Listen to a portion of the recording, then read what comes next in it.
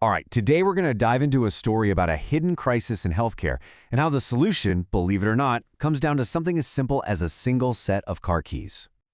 Okay, I want you to picture this. It's pre-dawn, super early, in a California parking lot. The air is cool. You've got this wheelchair-accessible van just sitting there, idling. And right there, in that quiet moment, you see two women passing a set of keys back and forth, almost like they're in a relay race. One is just finishing her night shift driving, and the other, she's about to start her day job. This simple handoff is literally the heartbeat of a life-saving operation. So, you're probably wondering, how did we end up in this parking lot before sunrise? Well, this whole story actually kicks off about a decade earlier. It all starts with one of those women, Monica Barrett, and a single phone call that honestly changed her family's life forever. So let's rewind to 2014. Monica's father gets a diagnosis, and just like that, he loses his sight. It was abrupt. And the fallout from that? It was immediate. I mean, his need for medical appointments didn't go anywhere, but his ability to get to them? That just vanished overnight. And really, that's the heart of the matter, right? Think about it. The second you can't drive yourself anymore, your entire world just shrinks. It's not just about losing your car keys, it's a loss of independence, a loss of freedom, and most importantly, a loss of access to the care you absolutely need. For Monica, this became her new normal, her daily reality. And she learned pretty fast just how frustrating it is trying to line up rides for someone. I mean, can you imagine the stress? You're stuck listening to that awful hold music, your stomach is in knots worrying if the driver's going to be late, and you're feeling completely vulnerable because your dad's health literally depends on a stranger just showing up. But here's the thing. Monica's struggle, it was far from unique. She and her future business partner, a woman named Jasmine Archie, they started to realize that this incredibly personal, agonizing problem was actually this huge, silent barrier built right into the American healthcare system. So there's actually an industry for this. It's called non-emergency medical transportation, or NEMT for short. The whole idea is super simple. It's a service that gives patients rides to their scheduled appointments. We're talking about things like dialysis, chemo, wound care. You know, the kind of appointments where being on time isn't just a suggestion, it's absolutely critical. And this is the exact question Monica and Jasmine started asking. You know, one family's struggle is one thing, but how many other people were out there facing the same problem? Just how big was this? How many people were falling through the cracks just because they couldn't get a ride? Well, the answer is, it's just staggering. A 2024 survey found that 64% of seniors, that's nearly 2 out of every 3, say that transportation is their #1 barrier to getting the healthcare they need. Let that sink in. This isn't some small, niche problem. It's a full-blown crisis, hiding right out in the open. And what happens then? Well, it sets off this really dangerous chain reaction. Like a set of dominoes. It all starts with one missed ride. That leads to a missed appointment. Then symptoms get worse.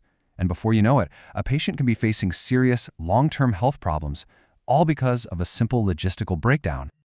Okay, so Monica and Jasmine see this huge problem. They're armed with this knowledge, and they decide, you know what, we're going to build the solution ourselves. But as they found out really fast, just wanting to help and actually being able to help, well, those are two very, very different things.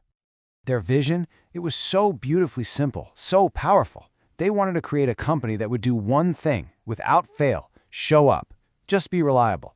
But the reality they hit, it was like a brick wall. The banks all said no, insurance costs were through the roof, and the price of a single wheelchair van, absolutely staggering.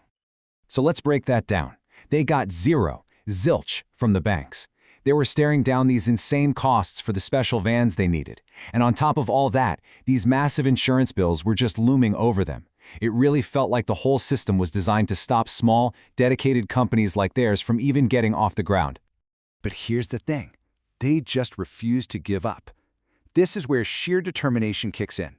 They decided that if the system wasn't going to help them, they just have to find another way around it. So what did they do? They went around the banks completely. They reached into their own pockets, took their own personal savings. We're talking about money they'd set aside for their own futures, and they used it to buy their very first van. I mean, what an incredible leap of faith. A huge bet on their mission and on each other.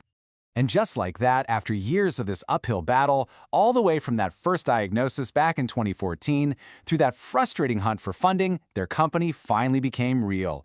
In April of 2019, their very first van officially rolled out. They named it MJ Reliable Transportation. Simple, right? M for Monica, J for Jasmine. And that word, reliable, that wasn't just some marketing slogan they threw in there. No, that was their entire business model. It was the promise they were making to every single person they served. And the personal sacrifice here was just immense. I mean, they both kept their full-time day jobs, so they created this nonstop 24-hour schedule. They would literally rotate driving shifts in the super early mornings and late at night just to make sure that van was always on the move, always helping patients. Which really brings us to the true impact of what they've built. Because what they're providing here, it is so much more than just a ride from point A to point B. When you really look at it, their van isn't just a van. It's a bridge. It's a bridge over this invisible gap in our society, a gap that separates people from the care they desperately need. It's a gap most of us don't even see until we're standing right at the edge about to fall in. So what exactly does this bridge connect? Well, it closes the gap between getting a scary diagnosis and getting the consistent treatment that can save your life.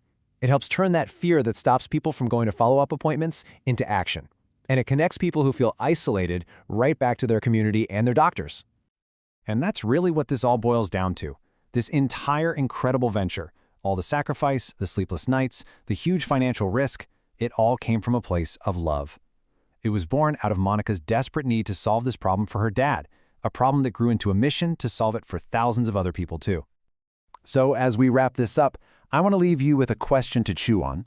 Monica and Jasmine saw an invisible barrier, and they decided to build a bridge. What are the unseen gaps in your own community? And what simple, reliable things could you or we do to start closing them?